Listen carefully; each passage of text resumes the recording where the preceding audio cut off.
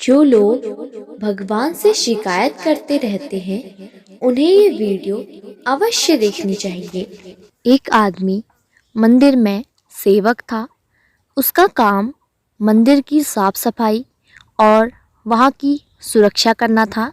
भक्तों और श्रद्धालुओं के द्वारा जो भी उस मंदिर में दान होता था वो वहाँ के पुजारी के द्वारा उस आदमी को दे दिया जाता था और इसी से ही उसकी गुजर बसर चल रही थी।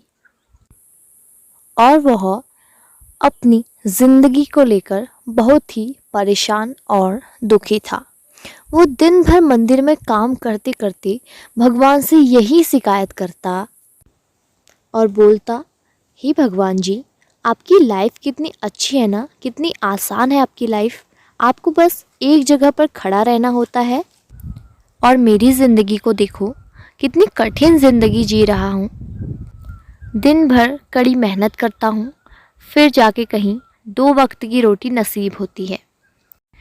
काश मेरी ज़िंदगी भी आपकी तरह होती।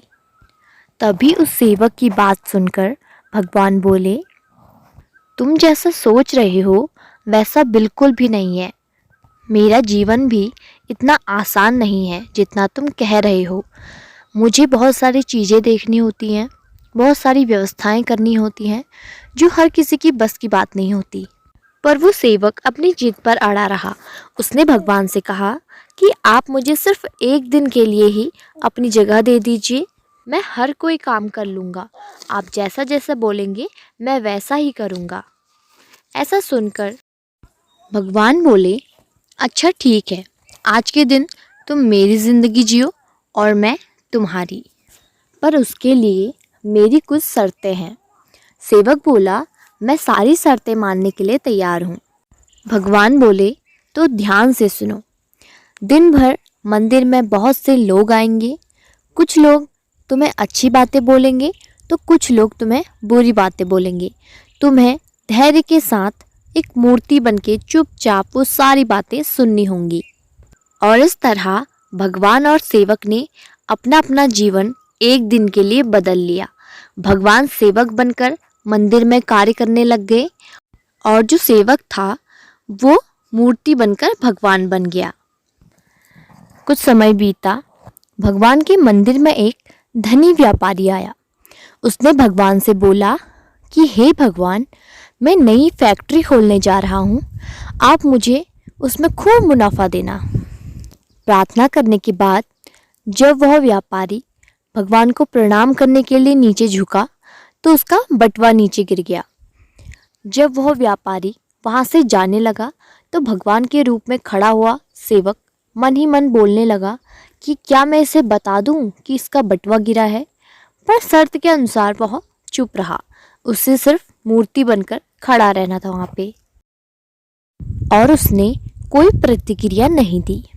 फिर थोड़ी देर बाद वहाँ एक गरीब आदमी आया। उसने भगवान से कहा, हे भगवान जी, मैं बहुत गरीब हूँ और गरीबी में ही दिन काट रहा हूँ। घर का पालन पोषण, माँ की दवाइयाँ और अन्य खर्च के लिए मेरे पास एक भी धन नहीं है। मैं कैसे अपना जीवन व्यतीत करूँ? हे प्रभु, आप ही मेरी मदद करिए। आप कोई चमत्कार करके मेरे लिए धन की व्यवस्था कर दीजिए प्रभु। और वो प्रार्थना करके जा ही रहा था तो उसकी नज़र नीचे गिरे हुए व्यापारी के बटुए पर पड़ी। उसने उसे उठाया और भगवान को धन्यवाद कहा। हे प्रभु, आप धन्य हैं, आपने मेरी पुकार इतनी जल्दी सुन ली। और वह भगवान को धन्यवाद देकर वहाँ से जाने लगा। तभी भगवान बने सेवक के मन में आया कि वह उसे बता दे कि उसे ये मैंने नहीं दिया है बल्कि ये व्यापारी का बटुआ है। लेकिन वो ऐसा नहीं कर सकता क्योंकि शर्त के अनुसार उसे सिर्फ एक मूर्ति बन के खड़ा रहना है। और वह अपना मन मारकर वहाँ पर खड़ा रहा। फिर तीसरा व्यक्ति, वहाँ एक नाविक आया जो भगवान से प्रार्थना करने लगा कि हे भगवान, मैं 14 दिन के लिए यात्रा पर जा रहा हूँ। मेरी यात्रा सुरक्षित हो और मैं सुरक्षित वापस लौट आऊँ। यह कहकर वो जा ही रहा था कि उतने में ही व्यापारी आया और अपने साथ में पुलिस भी लेकर आया।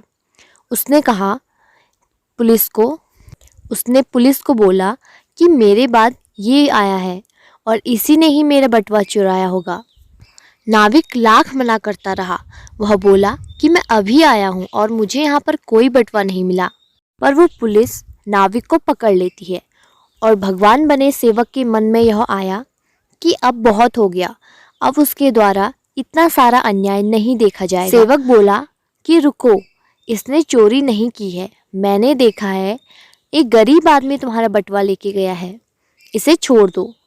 ऐसा कहकर वो भगवान की बात को कैसे नहीं मानते, उनको भगवान की बात को मानना पड़ा और उन्होंने नाविक को छोड़ दिया और उस गरीब आदमी को पकड़ा।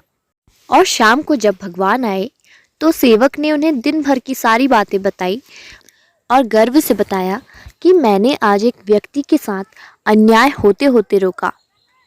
देखो, मैंने भगवान बनकर कितना अच्छा काम किया।